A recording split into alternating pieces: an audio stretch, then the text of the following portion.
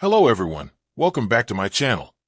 Before starting the video, please subscribe and keep watching for more details videos. Eat, sleep, or look at the roof. How top tennis players cope with match delays. The greatest challenge for Carlos Alcaraz in his third-round match at the Cincinnati Open on Friday was simply remaining sane. Before Alcaraz and Hamad Medjedovic, his opponent, took to the court, they had no choice but to wait as Francisco Comesaña and the big-serving Reilly Opelka worked through a tumultuous three-set contest replete with manic momentum shifts, medical timeouts, and a last-minute rain delay for good measure. Alcaraz and Medjedovic had no idea when their match would begin, yet a large part of their job is making sure they are always ready. A few hours later, after closing out a straightforward victory, Alcaraz chuckled bitterly from a quiet hallway inside center court as he reflected on his hours of preparation, which turned out to be more stressful than the match itself. "Well, it sucks," he said, smiling. "Having to warm up 4 times, it's horrible. A horrible thing. I thought having Opelka in front of me was going to be a little bit faster. I didn't expect a 3-hour match." His experience was reflective of one of the unique challenges of tennis. Aside from at the start of a day or session, matches usually have no fixed start time. In order to be successful, players must remain focused through this uncertainty. Karen Khachanov, the men's world number 12, says, "We can go in all sports, NHL, American football, or soccer. They know the whole season when they start, which game, against who and where. In tennis, this is the toughest part. You need to adapt to the circumstances." The unique nature of the scoring system makes things even more challenging. A match can completely flip at any time, and a player can come within a point of winning a match yet still be on court hours later. Almost every player can instantly think of an occasion when the match directly before they're significantly frustrated them.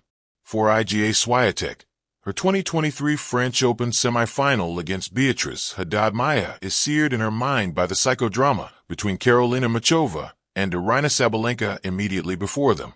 Aryna had 5-2 and then lost in the third set, "So I was warming up like 7 times, literally," Swiatek says. "It was a roller coaster of emotions, from being stressed to really not giving a damn what's going to happen in the match before, and then warming up again, being hyped up, and then being sleepy." Being stuck behind a dramatic and seemingly endless 5-set match at a Grand Slam tournament is even more aggravating. Madison Keys instantly recalls a difficult situation one year at the U.S. Open. "I was third on, but I followed 2 men's matches. They both went 5 sets, and I went on after the night session had begun. And it was in that moment that I decided that we should ban 5 sets, she says, laughing. Jessica Pegula, the women's world number 4, concurs. "If you're in a Grand Slam and you follow a 3 out of 5 set match, and they go 5, you're screwed." Every player aims to start their match with their energy high and adrenaline pumping, but that is not always possible after so many false starts. "It's tough to wake yourself up again," says Khachanov. "Let's say you warmed up, you're full of adrenaline, you are ready to go on court, and then all of a sudden, there's another set. So you are thinking, okay, should I eat now? Should I just sleep? Should I watch the phone, or I don't know, look at the roof? What do I do? Play card with my team?" Sometimes you just don't really know what to do. The first truly significant match of Emma Raducanu's career, during her breakout debut run at Wimbledon in 2021, showed exactly what this situation can do to a player. As an 18-year-old, Raducanu and Ajla Tomljanovic waited for Alexander Zverev's 5-set match against Felix Auger-Aliassime to finish on number 1 court. The Briton became increasingly anxious. Overwhelmed by her nerves, she took an off-court medical timeout in the second set of her 4th-round match because of breathing difficulties and had an apparent panic attack. She never came back. "I had a little episode on the court," she says. "It was new to me as well. I had no idea what was going on.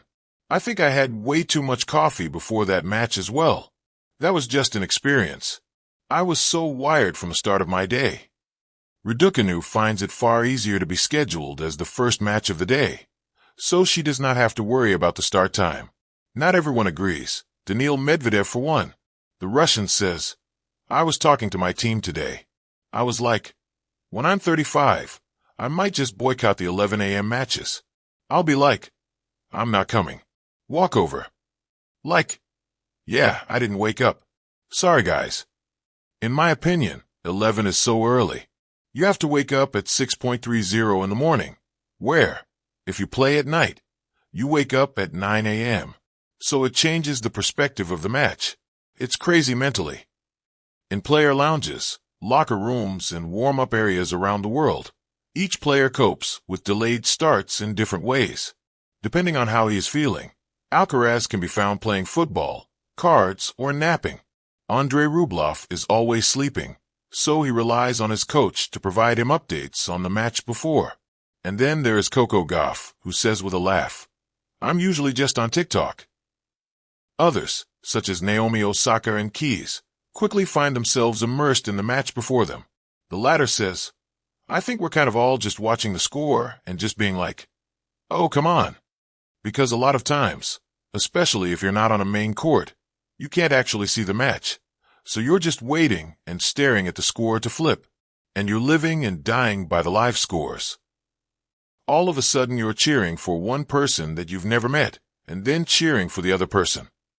There are even times when players find themselves watching a match with their next opponent.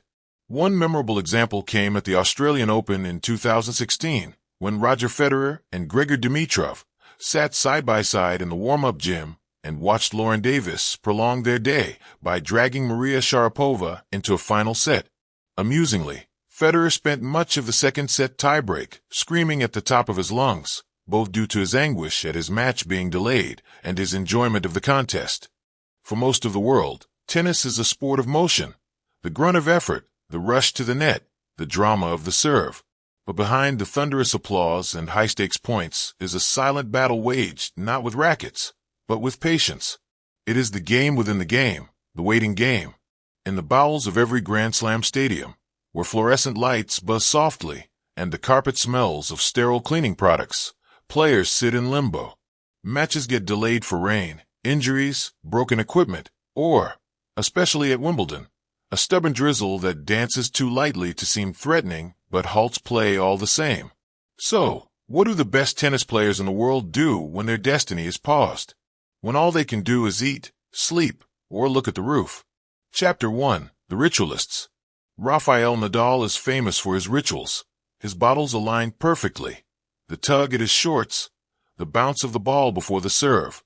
But what happens when his match is delayed for hours? He retreats into ritual off the court too. In the waiting room, Rafa paces. 10 steps forward, 10 steps back. A bite of banana, a gulp of water. He unwraps and rewraps the same over grip with monk-like precision. When I wait, he once told a journalist, I don't think of the match. I think of the rhythm. To Nadal, delay is not an interruption. It's a rehearsal. Chapter 2. The Sleepers. Then there are those who simply shut off.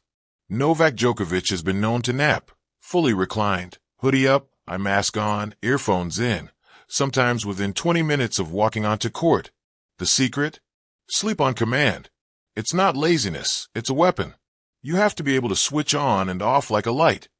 Djokovic told a sports psychologist, if I can rest while others stress, that's an edge. On one occasion, during a particularly stormy U.S. Open, Novak fell asleep twice between rain delays and still emerged fresh to win in straight sets. One commentator called him a human reboot button. Chapter 3. The Eaters. Serena Williams, queen of the court, was famously spotted snacking on a bag of salted nuts during a long delay at the Australian Open. Later she laughed. I was hungry. What can I say? You can't play hangry. For many athletes, food is fuel, but it's also comfort. Waiting is stressful. Eating makes it tangible, manageable. A boiled egg. A protein bar. A secret stash of gummy bears. Andy Murray once confessed to consuming 3 energy gels, 2 bananas, and a packet of peanut M&Ms during a 4-hour delay in Toronto. I wasn't sure if I was going to play a match or run a marathon. Chapter 4. The Roof Watchers. And then there are those who just look at the roof. Not literally. Sometimes it's a metaphor. The ceiling of the locker room. The endless loop of thoughts. The nothingness. These are the thinkers, the ones who get lost in their minds. A young player once said that during a rain delay, she sat in the hallway staring upward, wondering if she'd chosen the right career. The moment passed, and she went on to win. But in that hour, she wasn't a warrior. She was just a girl, looking at the roof. Chapter 5. The Gamers and Philosophers. In recent years, players have brought along tablets, portable consoles, even chess sets. One French player was so engrossed in a game of Call of Duty during a weather delay, he nearly missed the umpire's call to head to court. "I went from sniper rifle to forehand in 5 minutes," he joked. Others bring books. Federer was seen reading poetry during a rain delay once, calm poised, reading Rilke while the clouds rolled by. Some dive into meditation, breathing exercises, visualization. A sports psychologist once said, "The delay isn't just time lost. It's time offered to prepare, to rest, to confront yourself." Delay is an opponent too, just quieter. Chapter 6. The Dreamers and Doubters. What most people forget is that behind the press conferences and prize money, tennis players are human beings, and delays pull away the armor. They text their coaches nervously, scroll through messages from family, watch their own matches on YouTube, doubt themselves, hype themselves, cry in private. A junior player at Roland Garros once stared at the clay for 2 hours, rain tapping on the canopy above, whispering, "You don't belong here. You're going to choke." She walked out after the delay and bageled her opponent. Chapter 7. The Team Around the Player. In these hidden hours, coaches become companions, therapists, comedians. Once, a coach recalled, "My player was so nervous during a rain delay, I pretended to be a weatherman, gave him a full fake forecast, complete with bad puns. He laughed so hard, he forgot the nerves." Physios keep bodies loose. Nutritionists hover with trays. Managers pace.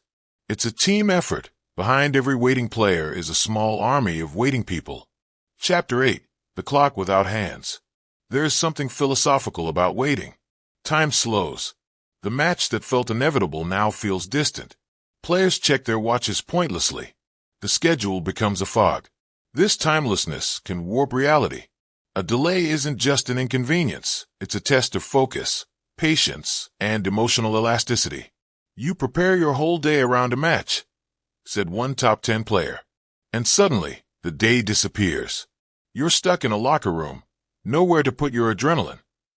Sometimes, the waiting is longer than the match itself. Chapter 9. The Rain Stops. At last, the announcement comes. "Ladies and gentlemen, play will resume on center court in 30 minutes. In those minutes, the locker room transforms. Earphones are unplugged. Bananas are abandoned. Rituals resume. Players stretch. Sweatbands tighten. Game faces return. The roof, literal or metaphorical, is forgotten. Out they walk, into the light, the crowd, the fight. The waiting game ends. The real one begins. Epilogue. A sport of stillness and storm. Tennis is a game of moments. Some are played with rackets under stadium lights. Others happen in silent corridors, beneath closed roofs, behind locked doors. Delays reveal what no post-match interview can: the vulnerability, humor, doubt, and resilience of the athlete. While the crowd checks the radar app and broadcasters fill time with replays, the player waits, not as a champion, not as a star, but as a person. They eat, they sleep, they look at the roof, and then they rise.